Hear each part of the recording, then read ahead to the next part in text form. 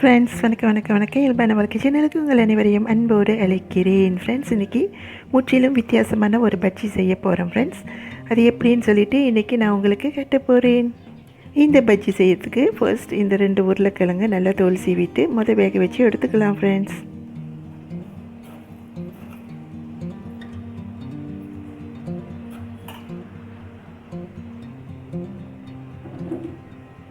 இது நல்லா வெந்து வரட்டும் ஃப்ரெண்ட்ஸ். நான் மற்ற தேவையான பொருட்களை ரெடி பண்ணிகிட்டு இருக்கிறேன். அதுக்கிட்டையும் ஃப்ரெண்ட்ஸ் நான் ஒரு 4 மிளகாய் இந்த மாதிரி பெருசான மிளகாயை நான் எடுத்து வச்சுருக்கேன் ஃப்ரெண்ட்ஸ். இப்போ நான் என்ன பண்ண போகிறேன், இப்படியே ஒரு கீரல் போட்டு உள்ளுக்குள்ளே விதைகள்லாம் நான் எடுத்து வைக்க போகிறேன் ஃப்ரெண்ட்ஸ். முழுசாக வெட்டிட வேண்டாம்.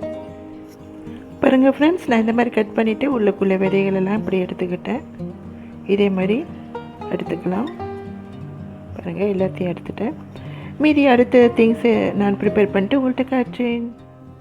வேக வச்ச உருளைக்கிழங்கு நான் நல்லா இந்த மாதிரி மசிச்சுக்கிட்டாச்சு ஃப்ரெண்ட்ஸ். அடுத்ததாக 1/4 ஸ்பூன் வரமிளகாய் தூள், 1/4 ஸ்பூன் கரம் மசாலா, இதை நல்லா மிக்ஸ் பண்ணிக்கிட்டாச்சு ஃப்ரெண்ட்ஸ். அடுத்ததாக ஒரு பெரிய வெங்காயம் இந்த மாதிரி சின்னதாக வெட்டிக்கலாம். கொஞ்சமாக தேவையான அளவு கருவேப்பிலை, அதையும் அந்த மாதிரி தான் சின்னதாக வெட்டிக்கிட்டாச்சு ஃப்ரெண்ட்ஸ். வாங்க ஃப்ரெண்ட்ஸ், நெக்ஸ்ட் என்னன்னு பார்க்கலாம். அடுத்ததாக வெட்டி வச்ச வெங்காயம், கருவேப்பிலை, இது நல்லா தளிச்சுக்கலாம் ஃப்ரெண்ட்ஸ். வதக்கிக்கலாம். கொஞ்சம் உப்பு, நம்ம உருளைக்கிழங்கு வேக வைக்கும் பொழுது உப்பு போட்டோம் ஃப்ரெண்ட்ஸ், கொஞ்சமாக சேர்த்துக்கலாம்.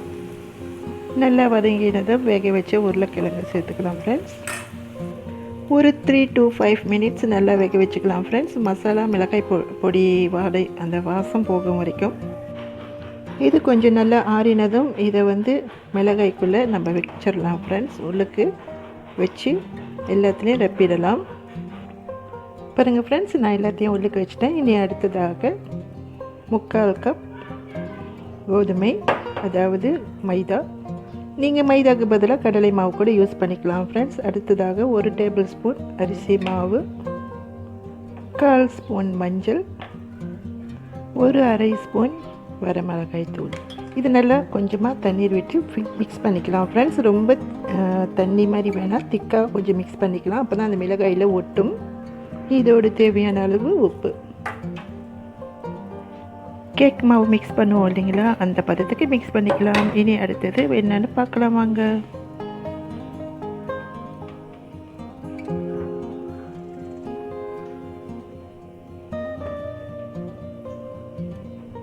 இதை நல்லா இதில் ஃபுல்லாக நனைச்சி எடுத்துக்கலாம் ஃப்ரெண்ட்ஸ்.